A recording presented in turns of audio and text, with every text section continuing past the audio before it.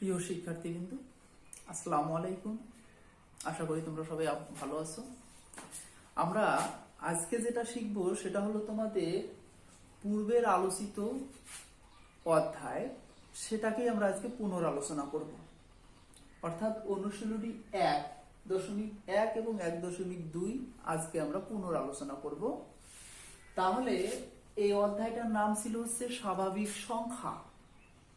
তো স্বাভাবিক সংখ্যার এই অধ্যায়টাকে 6টা অংশে ভাগ করা হয়েছে। তার মধ্যে দুটো অংশ হলো 1.1, 1.2। তো আমরা 1.1 দিয়েই শুরু করি। তাহলে 1.1-এ যে জিনিসটা আমাদেরকে শিখতে হবে সেটা হলো অঙ্ক। আসলে অঙ্ক জিনিসটা কি? তাহলে গণিতে ব্যবহৃত 0 থেকে 9 পর্যন্ত এই যে 10টি প্রতীক আছে, এই 10টি প্রতীকের প্রত্যেকটি এক একটি অঙ্ক। তার মধ্যে 1 থেকে 9 পর্যন্ত এই অঙ্কগুলোকে বলা হয় সার্থক অঙ্ক। তাহলে 1, 2, 3, 4, 5, 6, 7, 8, 9 এই 9টি প্রতীক বা অঙ্ককে বলা হয় সার্থক অঙ্ক। আর 0কে বলা হয় অভাব জ্ঞাপক অঙ্ক। তাহলে আমরা অঙ্ক মোট পেলাম 10টি। তার মধ্যে প্রথম অর্থাৎ 1 থেকে 9 পর্যন্ত এই 9টিকে সার্থক অঙ্ক বলবো, আর 0কে অভাব জ্ঞাপক অঙ্ক বলবো।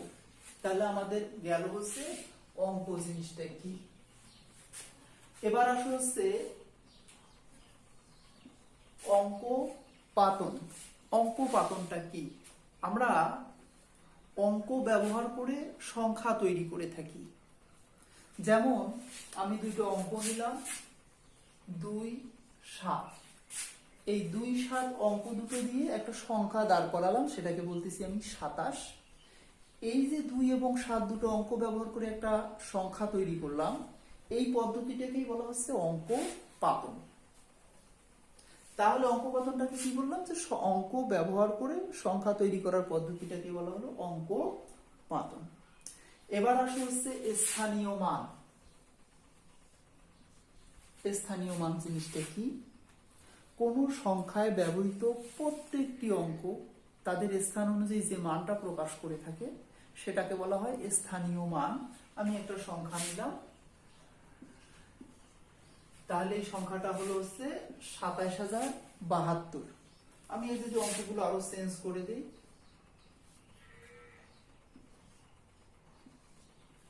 তাহলে দেখো সংখ্যাটা যেটা দাঁড়ালো সেটা হলো 27,053।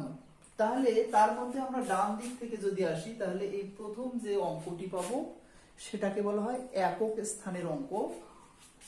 অর্থাৎ এর স্থানীয় মান হবে একক। সেটাকে আমরা বলি 3 একক সমান সমান 3। তারপরের অবস্থানে যে অঙ্কটা থাকবে সেটা হলো দশক স্থানীয় অঙ্ক। তাহলে 5 দশক সমান সমান 50। তারপরেরটা হবে শতক স্থানীয় অঙ্ক।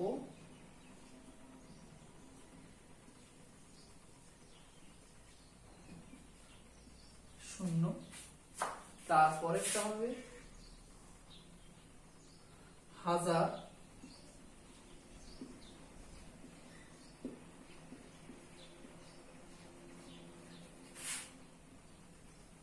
এবং 2 যে অঙ্কটি আছে সেটা হবে অযুত স্থানীয় অঙ্ক।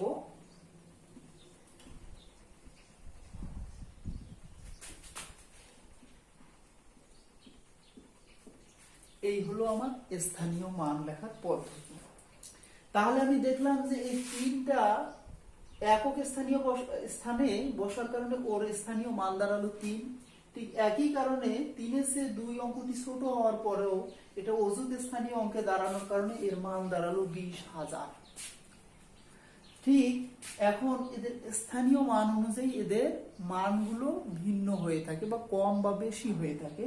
এখন কথা দাঁড়ালো, যদি কোনো অঙ্কের স্থানীয় মান বাদে আমরা যদি হিসাব করি যে সংখ্যাটা যেখানেই থাক না কেন, এই তো 3, আমি একে 3 বলতেছি, একে 7 বলতেছি, একে 2 বলতেছি, অর্থাৎ যে কোনো অঙ্ক তার নিজস্ব যে মানটা আছে সে স্থান ভেদে নয়, যে মানটা সেটাকে বলে থাকি আমরা স্বকীয় মান। যেমন এখানে আমি বললাম যে 2 এর স্থানীয় মান 2 অযুত অর্থাৎ 20,000, কিন্তু 2 এর স্বকীয় মান হবে 2, অর্থাৎ 2 এর স্বকীয় মান 2। অনুরূপভাবে আমি যদি 3 এরও স্বকীয় মান ধরি তাহলে 3, আবার 7 এর যদি আমি স্বকীয় মান ধরি তাহলে 7, অর্থাৎ সে কোন স্থানে বসেছে সেটা দেখার বিষয় না, তার যে অঙ্কের মানটা সেটাই হবে তার স্বকীয় মান। এবার দেখো সংখ্যা পঠন। সংখ্যা পঠনটাতে কি, আসলে একটা সংখ্যা অঙ্কে দেওয়া আছে সেটাকে আমরা কথায় কিভাবে পড়বো বা লিখবো, বা একটা সংখ্যক কথায় দেওয়া আছে তাকে আমরা অঙ্কে কিভাবে লিখবো, এই পদ্ধতিটাকে বলা হয় সংখ্যা পঠন। তাহলে এই সংখ্যা পঠনের আমাদের দুইটা পদ্ধতি আছে। একটা হলো দেশীয় পদ্ধতি, অর্থাৎ যে পদ্ধতিটা শুধু বাংলাদেশেই ব্যবহার করা হয়, আমাদের দেশেই ব্যবহার করা হয়। আর একটা হলো আন্তর্জাতিক পদ্ধতি, অর্থাৎ বিশ্বের সকল দেশের জন্য যে পদ্ধতিটা, অর্থাৎ সাধারণ যে পদ্ধতিটা সকল দেশের সকল মানুষের জন্য, সেটা হলো আন্তর্জাতিক পদ্ধতি। তাহলে এই দুই পদ্ধতি দেখবো আমরা। তাহলে আমাদের দেশীয় পদ্ধতিটাতে আমরা যদি দেখে থাকি তাহলে এটা যে পদ্ধতি সেটা হলো, আমরা একটা সংখ্যা যদি লিখে থাকি তাহলে দেখো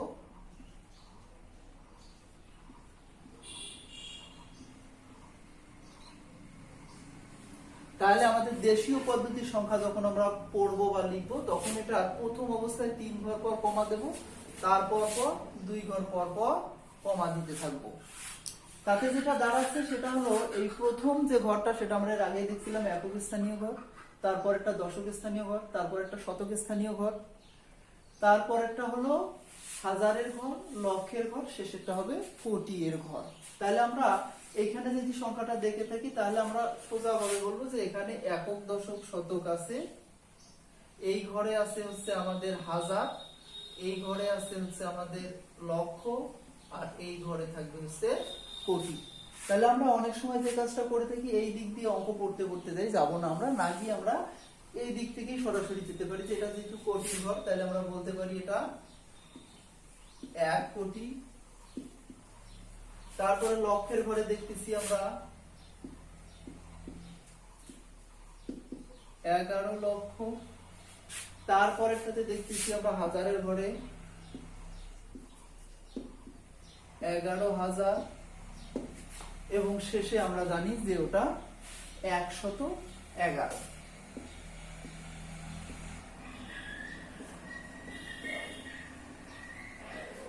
তাহলে অনেক সময় আমরা যেটা করে থাকি এই দিক দিয়ে হিসাব করে যাই, তারপর আমরা যাবো না, না গিয়ে আমরা সরাসরি কমা ব্যবহার করে দেখবো যে এটা কোটির ঘর, লক্ষের ঘর, হাজারের ঘর, আর একক দশক শতকের ঘর। এটা হলো আমাদের দেশীয় পদ্ধতিতে গণনা নিয়ম। এবার দেখবো আমরা আন্তর্জাতিক পদ্ধতিতে গণনার নিয়মটা দেখবো।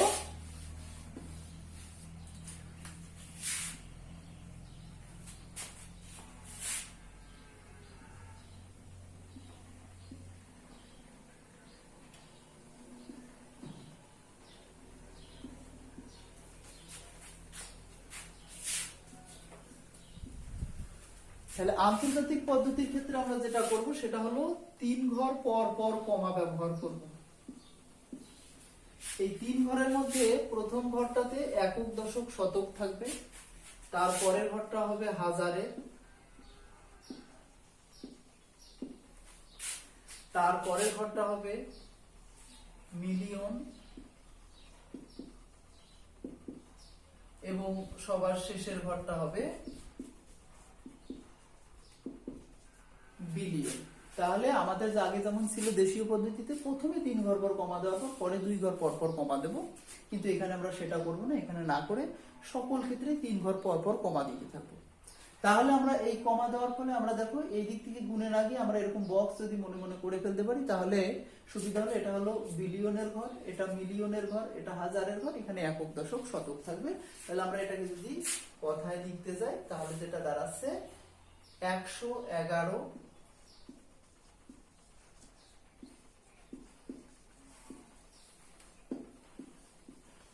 বিলিয়ন,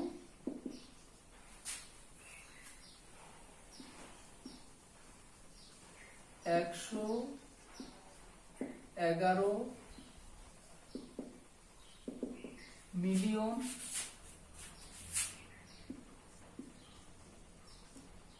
111,000 শেষে দাঁড়ালো যেটা, সেটা হলো 111। তাহলে আমরা কি দেখলাম যে 111 বিলিয়ন, 111 মিলিয়ন, 111,000, 111। এটা হলো আমাদের আন্তর্জাতিক পদ্ধতিতে সংখ্যা লেখা বা পড়া উপায় বা পদ্ধতি। এবার আসো অনুশীলনী 1.2 এর আলোচিত বিষয়। এখানে আমরা আলোচনার শুরুতে যেটা করব সেটা হলো মৌলিক সংখ্যা, যৌগিক সংখ্যা, সহমৌলিক সংখ্যা। তাহলে মৌলিক সংখ্যাটা কি আসলে? তাহলে মৌলিক সংখ্যা আমরা সেই সকল সংখ্যাকে বলবো যে সংখ্যাগুলো 1-এর চেয়ে বড়, অর্থাৎ 2 থেকে শুরু হবে। এবং ওই সংখ্যাগুলোর বৈশিষ্ট্য কেমন হবে?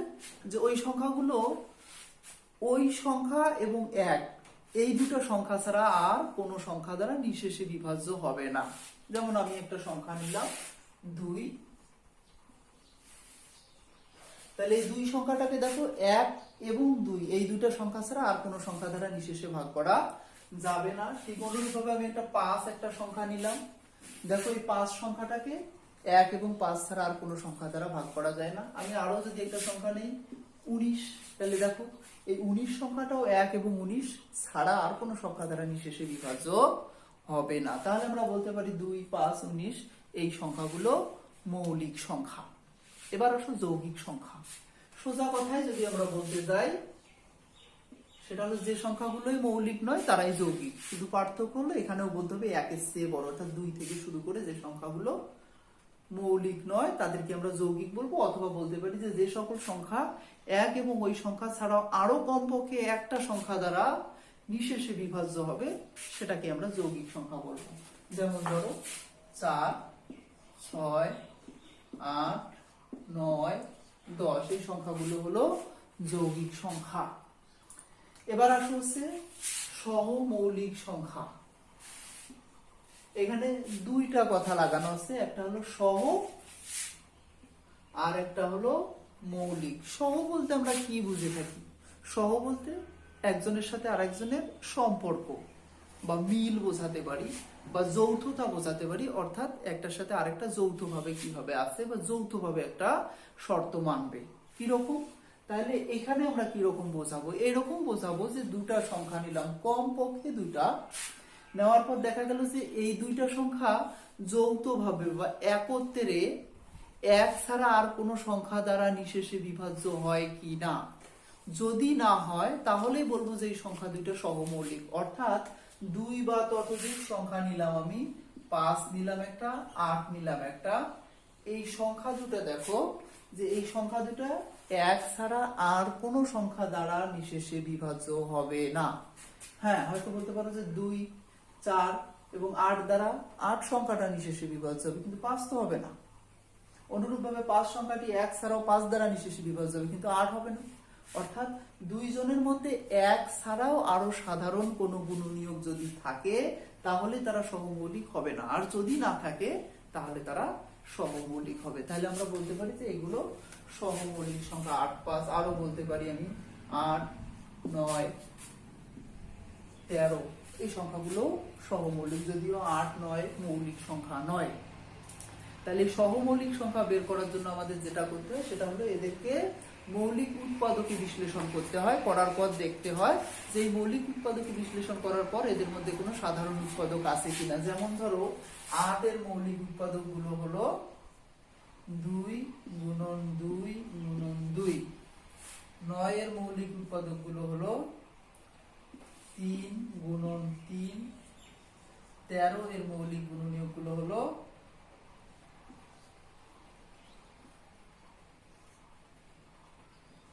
13। তাহলে দেখো এখানে কোথাও সাধারণ উৎপাদক পাওয়া যাচ্ছে না, সুতরাং আমরা বলতে পারি যে এই সংখ্যা তিনটি সহমৌলিক সংখ্যা। এবার আসো বিভাজ্যতায়। বিভাজ্যতা জিনিসটা কি? বিভাজ্যতা বলতে আমরা সচরাচর বুঝে থাকি যে কোনো সংখ্যা অন্য কোনো সংখ্যা দ্বারা নিঃশেষে ভাগ হয় কিনা, মানে বিভাজ্য হয় কিনা, সেটাকে আমরা বিভাজ্যতা বলবো। আচ্ছা, তাহলে এখানে বিভাজ্যতা আলোচনার দরকারটা কি? এখানে আমরা বিভাজ্যতা এই জন্য আলোচনা করবো যে কিছু কিছু সংখ্যা দ্বারা আমরা মুখেই বলতে পারবো, ভাগ না করেই, যে আসলে এই সংখ্যাটা দ্বারা নিঃশেষে বিভাজ্য হবে কিনা। যেমন ধরো কোনো সংখ্যা 2 দ্বারা নিঃশেষে বিভাজ্য হবে কিনা। তাহলে 2 দ্বারা নিঃশেষে বিভাজ্য হবে কিনা আমরা এখন বলবো, যদি কোনো সংখ্যার একক স্থানীয় অঙ্ক জোড় অথবা শূন্য হয় তাহলে সেই সংখ্যাটা 2 দ্বারা নিঃশেষে বিভাজ্য হবে। যেমন ধরো আমি লিখলাম হচ্ছে 57052। তাহলে এই যে সংখ্যাটা দেখলাম আমরা, এই সংখ্যাটার একক স্থানীয় অঙ্ক হচ্ছে 2, যা জোড় সংখ্যা, সুতরাং এই সংখ্যাটা নিঃশেষে বিভাজ্য হবে। আরো কি হতে পারে?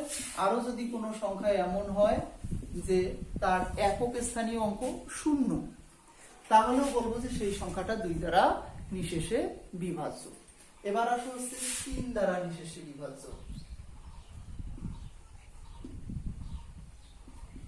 3 দ্বারা নিঃশেষে বিভাজ্য হতে হলে কি হতে হবে? যদি কোনো সংখ্যার অঙ্কগুলোর সমষ্টি 3 দ্বারা নিঃশেষে বিভাজ্য হয় তাহলে সংখ্যাটিও 3 দ্বারা নিঃশেষে বিভাজ্য হবে। যেমন ধরো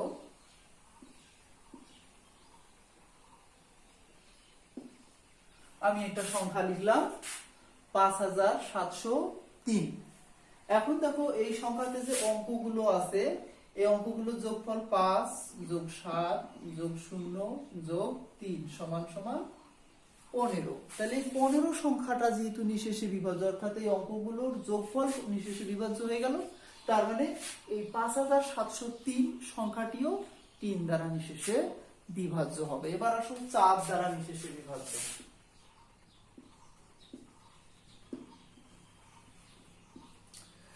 যদি কোনো সংখ্যার একক ও দশক স্থানীয় অঙ্ক মিলে যে সংখ্যাটি তৈরি হবে, সেই সংখ্যাটি যদি 4 দ্বারা নিঃশেষে বিভাজ্য হয় তাহলে প্রদত্ত সংখ্যাটিও 4 দ্বারা নিঃশেষে বিভাজ্য হবে।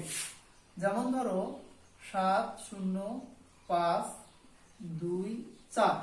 তাহলে আমি এখানে একটা সংখ্যা লিখলাম 70524। এই সংখ্যাটা একক এবং দশক স্থানীয় অঙ্ক মিলে গঠিত সংখ্যাটি হলো 24। 24 সংখ্যাটা যেহেতু 4 দ্বারা নিঃশেষে বিভাজ্য, তাহলে আমাদের এই প্রদত্ত সংখ্যাটিও 4 দ্বারা নিঃশেষে বিভাজ্য হবে। এবার দেখো 5 দ্বারা নিঃশেষে বিভাজ্য হওয়ার শর্ত।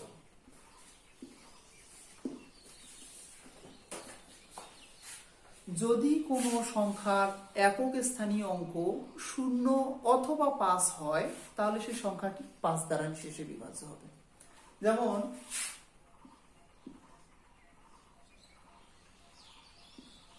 এই সংখ্যাটির একক স্থানীয় অঙ্ক হলো 5, তাহলে সংখ্যাটি 5 দ্বারা নিঃশেষে বিভাজ্য হবে।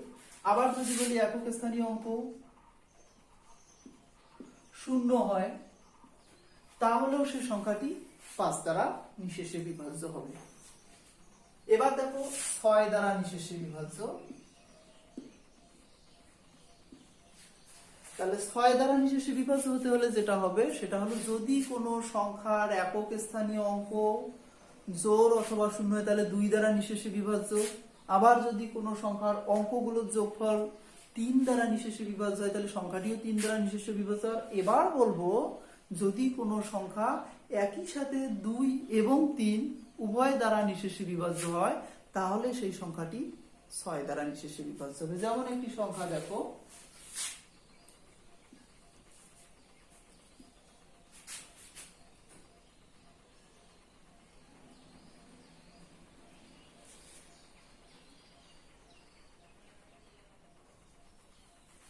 তাহলে আমি এখানে একটা সংখ্যা লিখলাম 57312।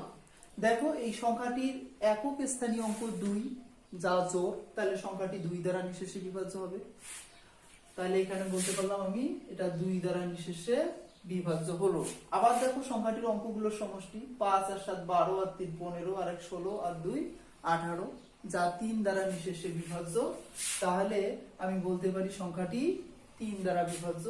তাহলে যদি কোনো সংখ্যা 2 এবং 3 দুটা দ্বারাই বিভাজ্য হয় তাহলে সেই সংখ্যাটি 6 দ্বারা বিভাজ্য হবে। তাহলে আমি বলতে পারি যে 57,312 সংখ্যাটি 6 দ্বারা নিঃশেষে বিভাজ্য। এবার আরেকটি দেখো হচ্ছে 9 দ্বারা নিঃশেষে বিভাজ্য।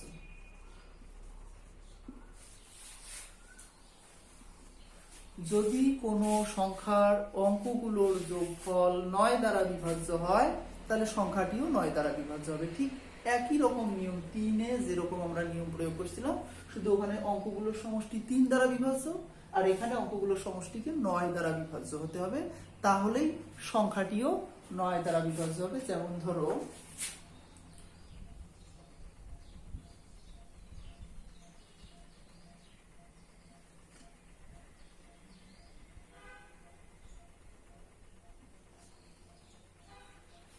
তাহলে আমি এখানে একটা সংখ্যা লিখলাম 8766। এই সংখ্যাটি এখন 9 দ্বারা বিভাজ্য কিনা আমরা দেখব। এই সংখ্যাটির অঙ্কগুলোর সমষ্টি দেখো 8 আর 7 15 আর 6 হচ্ছে 21, 21 আর 6 হচ্ছে 27। এই 27 সংখ্যাটি আমরা জানি যে 9 দ্বারা বিভাজ্য, সুতরাং এই সংখ্যাটিও 9 দ্বারা বিভাজ্য হবে। তাহলে এটা এবার যা আলোচনা করলাম তার আগে একটি প্রশ্ন দেখো, যে এই প্রশ্নটি হলো 7,30,863 এই সংখ্যাটি 5 এবং 9 দ্বারা বিভাজ্য কিনা নির্ণয় করো। তো আমরা জানি যে 5 দ্বারা বিভাজ্য হতে হলে সেই সংখ্যাটির শেষে অর্থাৎ একক স্থানীয় অঙ্ক 0 অথবা 5 হতে হবে, আর 9 দ্বারা বিভাজ্য হতে হলে সংখ্যাটির অঙ্কগুলোর সমষ্টি 9 দ্বারা বিভাজ্য হবে। দেখি আমরা এই সংখ্যাটি 5 এবং 9 দ্বারা বিভাজ্য হয় কি না।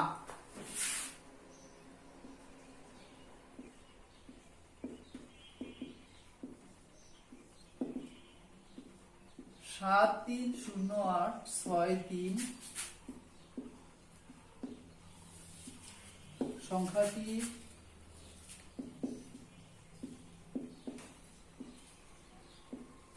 একক স্থানীয় অঙ্ক 5 বা 0 9, তাই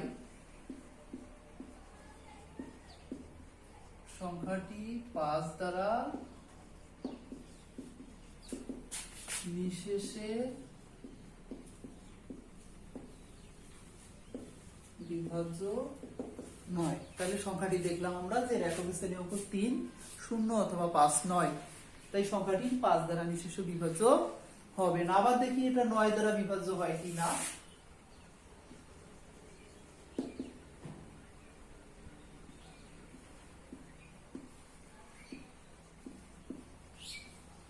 অঙ্কগুলোর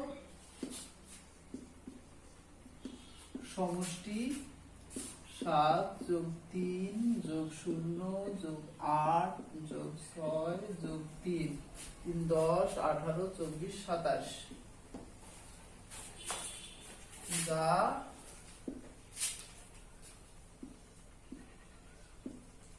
9 দ্বারা নিঃশেষে বিভাজ্য। তাহলে অতএব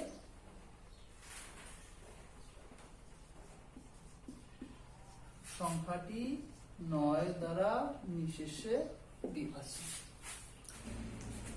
প্রিয় শিক্ষার্থী, এবার দেখো তোমাদের যেহেতু এই অধ্যায়গুলো আগেই হয়ে গেছে, আমি যেহেতু আগেই বলেছিলাম যে এগুলো পুনরালোচনার জন্য আমি আলোচনা করতেছি আবার, এই জন্য যদি আগেই তোমরা প্র্যাকটিস করছো আবারও বইয়ের অঙ্কগুলো প্র্যাকটিস করবে। সেই সাথে তোমাদের বাড়ির কাজ হিসাবে আমি দুটো সৃজনশীল তোমাদেরকে করতে দিচ্ছি। তার মধ্যে সৃজনশীল একটা হচ্ছে, দেখো আমি এখানে লিখছি যে 9,70,658 এবং এত দুটি স্বাভাবিক সংখ্যা, এর আলোকে আমি 3টি প্রশ্ন দিয়েছি। ক নাম্বার প্রশ্নটা দেখো, প্রথম সংখ্যাটিকে কথায় লেখো, অর্থাৎ এই প্রথমে যে সংখ্যাটি আছে তাকে তোমরা কথায় লিখবে।